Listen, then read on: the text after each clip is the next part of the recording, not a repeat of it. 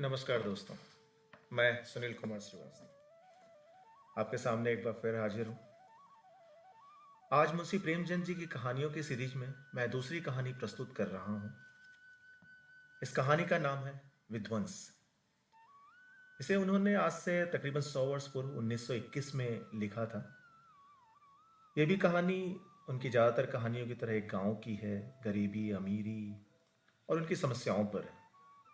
हमेशा से ये कहा जाता है कि किसी की हाय नहीं लेनी चाहिए, किसी की आह नहीं लेनी चाहिए, और खासकर गरीबों की या दुखियों की हाय तो बिल्कुल भी नहीं लेनी चाहिए। इस कहानी में ऐसा ही कुछ है कि एक अमीर जमींदार साहब थे जिनको एक गरीब की हाय लगी। इस कहानी में मुख्यतः दो ही पात्र हैं। एक है भुनगी जो कि मेन पात्र है, एक गरीब वृद्धा जो कि अकेली उस सालों से उस गांव में रह रही होती है, उसका कोई नहीं था, निसंतान। दूसरा जमींदार पंडित जी थे जो संपन्न थे, रौब था, जमींदारी थी, तो सारे लोगों को उनकी बात सुननी पड़ती। तो आइए सार में मैं इस कहानी को आपको प्रस्तुत करता हूँ। स्थान है बनारस के पास एक गांव जिसका नाम बीरा था। यहीं पर वह वृद्धा जो कि गोढ़िन थी जिसका नाम भुनगी था, गरीब थी, जमीन कुछ था नहीं, न रहने को घर ही था। उसके जीवन का जो सहारा था वो एक भाड़ था। भाड़ होता है जिसमें चने भुने जाते हैं या फिर और जो गांव में लोग भुन के चीज़ों को खाते हैं, चाहे वो लाई हो, तो उसको भाड़ बोला जाता था। उसमें नीचे पत्तियों से आग जलाया जाता था और ऊपर जैसे पॉपकॉर्न आज की डेट में है वैसे ही वो भाड़ होता था जो कि पहले समय में यूज़ किया जाता था। चाहे कॉर्न के लिए हो, चाहे वो चने के लिए हो, तो उसके लिए यूज़ किया जाता था। तो भुनगी के पास एक वही सहारा था, और जहाँ वो भाड़ था उसका, वहीं पे वो रात में उसी जगह के पास सो जाती थी। सुबह उठती थी, फिर वो जाती थी आसपास से जो भी सूखी पत्तियाँ होती थी वो लेके आती थी ताकि अपने भाड़ का काम हो सके। और जो लोग आते थे वो पैसे तो होते नहीं थे, वो उसी में से कुछ दाना अनाज उसको देते थे। यही उसकी कमाई थी और इसी से उसका जीवन चलता था। लेकिन समस्या तब आती थी जब गांव के जमींदार पंडित जी अपना काम कुछ भेज देते थे। समस्या यहाँ पर यह थी कि वो काम तो भेजते थे लेकिन उसकी कुछ उसके एवज में कुछ देते नहीं थे। कोई न तो पैसा होता था, न खाने को होता था, ऐसा कुछ भी, कोई भी दयालुता तो थी ही नहीं। और पंडित जी को उसकी चिंता भी नहीं थी, क्योंकि एक दो दिन में अगर भुनगी खाना नहीं खाती तो मर नहीं सकती या मर नहीं जाएगी, और अगर मर भी गई तो कोई बड़ी बात नहीं, किसी दूसरे को बसा देंगे। पंडित जी को लगता था कि उनकी यही कृपा क्या कम है कि भुनगी को अपने गांव में रखे हुए हैं। खैर, चैत का महीना था, संक्रांति का पर्व था, और अधिकतर गांव में लोग सत्तू खाते थे और दान देते थे। घरों में उस दिन आग नहीं जलती थी।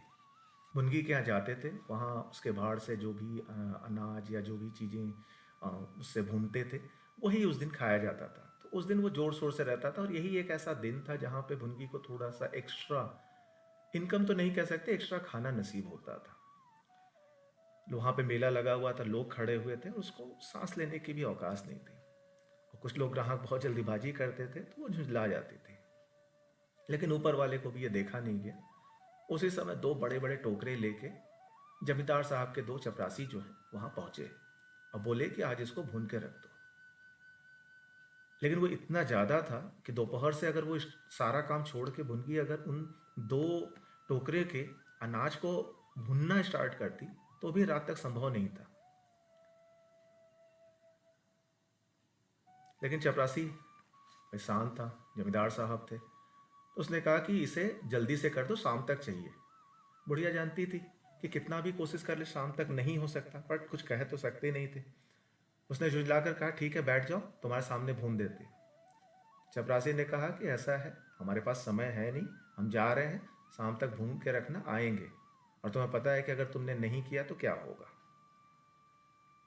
खैर, बुढ़िया को लगा डर, सारा काम उसने छोड़ के ऊपर वाले को उसने दो गाली दी और उसने काम करना स्टार्ट किया।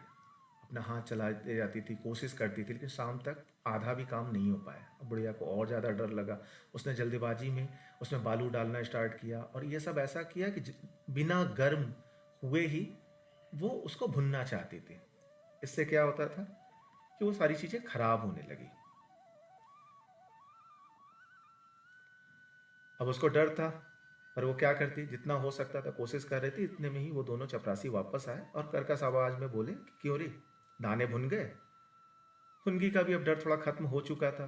बोली भून तो रहे ही। चपरासी बोले कि सारा दिन बीत गया और तुमसे इतना सा अनाज भी भुना नहीं गया, और ये तू क्या कर रही है? अनाज भून रही है या उसको चौपट कर रही है? आज तो तेरी खैर नहीं। और यह कह के चपरासी चले गए। जमींदार साहब का भाई रौब था, गुस्सा आ गया। उसी रात क्या हुआ, उसी रात उसकी जो भाड़ थी वो खोद डाली गई, और ये जो अभागिनी विधवा थी वो निर्वलम हो गई। उनकी का कोई और सहारा तो था नहीं, न तो कहीं रोटी मिलता या कुछ होता। गांव वालों की भी बड़ा दुख हुआ कि भाई भाड़ चला गया, कैसे उनका काम चलेगा। कितने ही घरों में दोपहर का दाना भी मैसर नहीं हुआ। लोगों ने जाकर पंडित जी से कहा कि बुढ़िया को बाढ़ जलाने की आज्ञा दे दें, लेकिन पंडित जी उनका अपना रोब था, कैसे घटा सकते थे। पर उन्होंने क्या किया, उसको इजाजत नहीं दी। कुछ जो शुभचिंतक थे बुढ़िया को बोले दूसरी जगह जाके किसी दूसरे गांव में चली जा, वहां पे ये काम कर ले, कम से कम रोजी रोटी चलेगी। पर बुढ़िया अब आखिरी समय उसको लग रहा था, उसको लगा कि पूरी जिंदगी यहाँ ब्याह के आई थी, यहीं पे उसके दादा परदादा, जो हस्बैंड के दादा परदादा सारे लोग यहीं थे, पूरी जिंदगी यहीं कट गई, यहीं से एक लगाव सा हो गया था। अब आखिरी समय में कहाँ जाऊँगी और किसके द्वारे जाऊँगी? कहीं जाके प्यार पाने से अच्छा है कि यहाँ जाके कष्ट भूने और यहीं से परमात्मा के पास चली जाए। पता नहीं बुढ़िया को क्या सूझी, एक दो दिन के बाद उसे लगा कि ठीक है, बना लेते हैं, क्या हुआ, जमींदार साहब को जो होगा देखा जाएगा। सुबह सुबह जल्दी उठी, अपना लगी वो भुनगी जो है वो अपना भाड़ बनाने लगी। उसी दिन उसकी किस्मत खराब थी कि सुबह ही सुबह जमींदार साहब को अपना चपरासी को लेके निकले। उनको जमींदाराना इकट्ठा करना था। वो किसी पे विश्वास नहीं करते थे, इसलिए खुद ही जाते थे। जब वो निकले तो देखा कि भुनगी जो है अपना भाड़ बना रही है। वहां पहुंचे, बोले ये किसके हुक्म से बना रही है? भुनगी ने देखा, सक्का पक्का उसने देखा कि जमींदार महोदय सामने खड़े हैं। तो जो पंडित जी थे, जिनका नाम उदय भान था, फिर पूछा किसके हुक्म से बना रही है? भुनगी डरते हुए बोली सब लोग कहने लगे बना लो तो बना रही हूं। पंडित जी को बुरा लगा, बोले अभी मैं फिर खुदवा दूंगा। यह कहकर उन्होंने भाड़ से एक ठोकर मारी और गीली मिट्टी थी, बेचारी बैठ गई। दूसरी ठोकर नाथ पे चलाई, लेकिन बुढ़िया सामने आ गई और ठोकर खाकर वहीं पे गिर पड़ी। हर एक के अंदर किसी भी चीज को सहने की औकात होती है, उसके बाद उसकी वो सब्र जो है वो टूट जाता है। बुढ़िया का भी सब्र टूट गया, उसे क्रोध आ गया। कमर सहलाते हुए बोली महाराज, तुम्हें आदमी का डर नहीं है तो भगवान का डर तो होना चाहिए। मुझे इस तरह उजाड़ कर क्या पाओगे? क्या इस 4 अंगुल धरती से सोना निकल जाएगा? मैं तुम्हारे ही भले को कहती हूं, दीन की हाय मत लो, मेरा रोआ दुखी मत करो। उदयभान को और गुस्सा आ गया, बोले अब तो यहां फिर भाड़ कभी न बनेगी। मुनगी को भी और गुस्सा आया, उसने बोला भाड़ बनाऊंगी नहीं तो खाऊंगी क्या, और यहीं बनाऊंगी। उदयभान बोले तेरे पेट का हमने ठेका नहीं लिया है। मुनगी टहल तो तुम्हारी करती हूं, तो खाने कहां जाऊं? जमींदार साहब बोले कि गांव में रहेगी तो टहल करनी ही पड़ेगी। मुनगी ने बोला कि भाई 12 साल तक तो कोई काम करता तो काश्तकार हो जाता है खेत में, और मेरे सास ससुर उनके बाप दादे झोपड़ी में रहते हैं। अब इसे यमराज को छोड़कर और कोई मुझसे नहीं ले जा सकता। उदयभान को लगा कि अच्छा जी, अभी हमें कानून भी सिखाएगी। हाथ पांव पैरती तो शायद मैं रहने भी देता। अब उन्होंने चपरासियों से बोला अभी जाकर उस पत्तियों के ढेर में आग लगा दो, देखे कैसे भाड़ बनता है। एक क्षण में हाहाकार मच गया।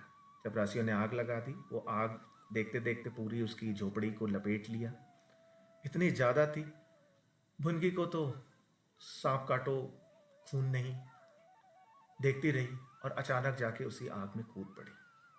आग इतनी ज्यादा भयानक थी कि किसी की हिम्मत नहीं पड़ी कि वो उसमें जाए और उस भुनगी को बाहर निकाले। देखते देखते आग दावानल बन गई, आसपास के झोपड़ी पर फैल गई। झोपड़ी से फैलते फैलते यहां तक फैली कि वह जमींदार के हवेली तक पहुंच गई, और देखते ही देखते जमींदार की हवेली का जो विशाल भवन था वो भी ज्वाला के अंदर आ गया। देखते ही देखते जमींदार साहब की हवेली जो है नौका की भांति जो उन्मुख तरंगों के बीच झकोरे खा रही थी, अग्नि सागर में विलीन हो गई।